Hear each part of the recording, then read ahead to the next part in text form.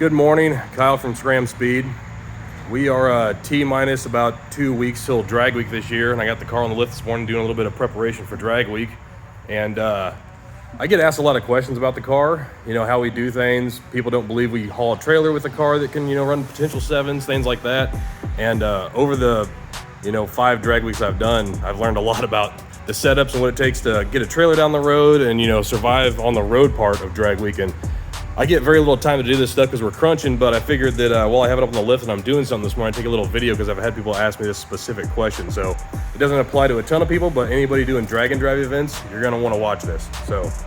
So I went out one year and I didn't have any airbags in my springs for pulling the trailer. And the car was fine all the time. I'd hauled the trailer before, but I never had it loaded down quite like I had the first year we went on drag week with the trailer. And it really bit me. I punctured a hole in my gas tank. It wasn't this tank, but it was a tank similar to this. It wasn't clearance like that. And that guy right there decided to make a hole in the gas tank before we even got to the track. So we had a bunch of issues. So at that point I learned that you got to put airbags in your springs and then do a little Schrader valve somewhere and then put 10, 15 pounds in it for the road. And it really helps out the towing a whole lot. So my car is a little bit unique.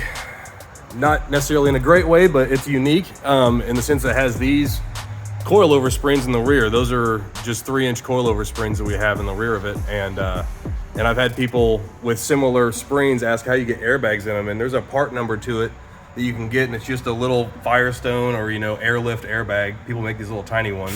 They're for like the front of Ford trucks, I think, if I remember correctly. I'll post up the part number to it in the video, but people are like, how the hell do you get these things in there? Because they're so tight, you can't really get them in there. Depending on what kind of spring you have for the rear of your drag car or whatever, what kind of airbag do you use? What kind of method do you use to get the springs inside of it? So if you have 3-inch springs in the rear, or you're putting bags in your car and you want to know how to get them in, this is kind of a video to help you out with that. So I already did this one. This one was pretty simple. I have to do the other one. So I have to put an airbag in this guy over here now. And the springs I took out of the car were these. So here's the airbag that was already in there. I'm gonna show you how to remove this bad boy simply without, it's horrible to get it out. I mean, it's really stiff right now. There's no air on it at all. There's no air in the line, but it's still just ultra stiff, and it's a pain to get these things in and out. And I got a little trick of doing it. So this is kind of how I get it done. So a lot of these spring kits, they use, like a 1/4-inch OD air tube. And we use a lot of this stuff on the race car, and this is what I use on it. This stuff's really flexible. It doesn't hold that much pressure, usually 10 or 15 pounds, but there's always a little nipple on them that you do with a clamp. This one's kind of bound. I'm probably gonna replace it before I go put it back on the car, but the easiest way to do this is to hook up a Mighty Vac to it and then just put a ton of suction on this thing to collapse it, and then it just backs straight out.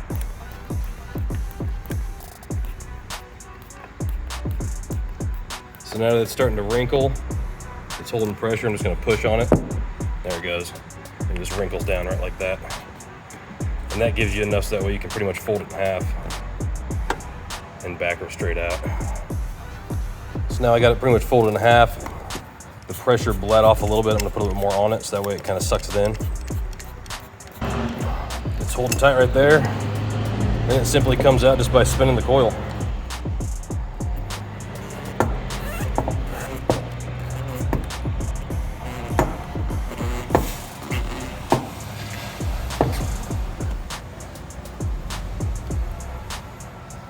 Edge passed.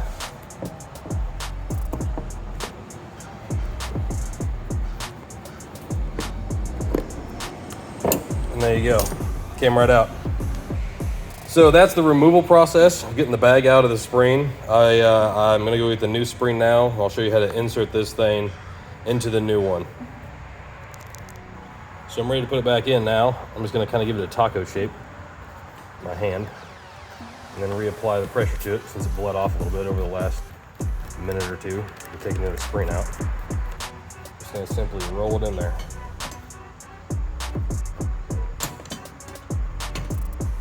Put the bag in, and then kind of use the spring as a thread. Just thread it in.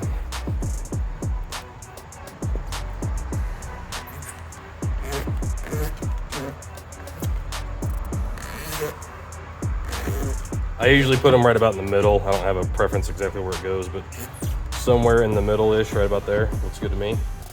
And then you can relieve the pressure off of it. So you see the bag grow, right?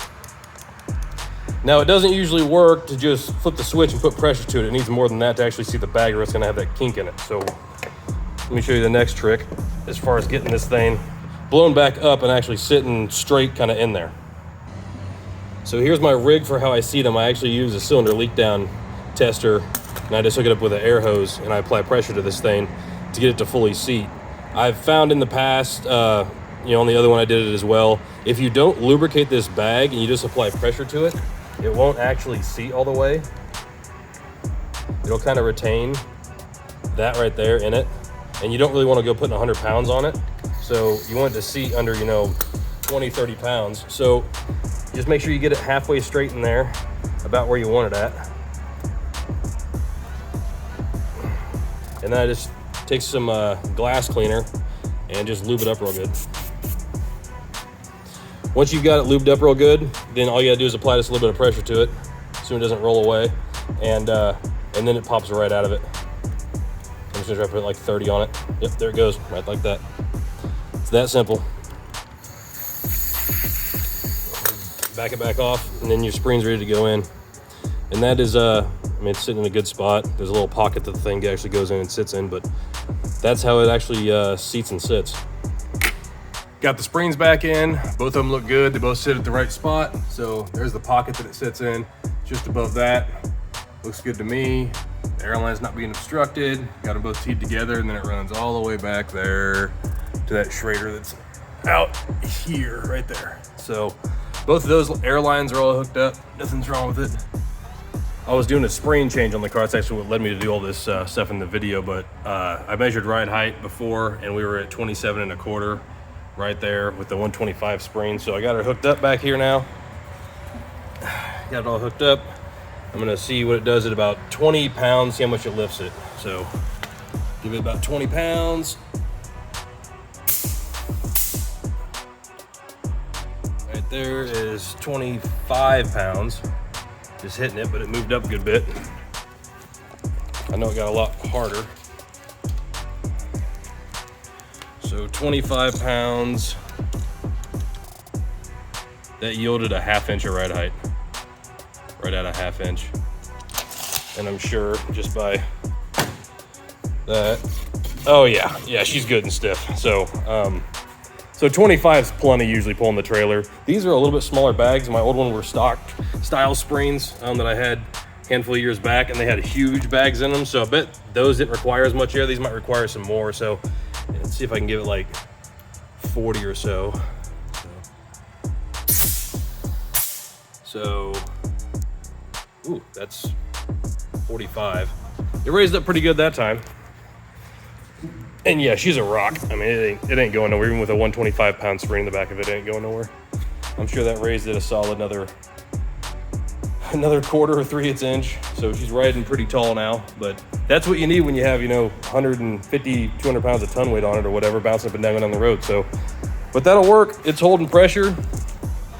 47, so it's holding pressure fine. I'll relieve it out. So,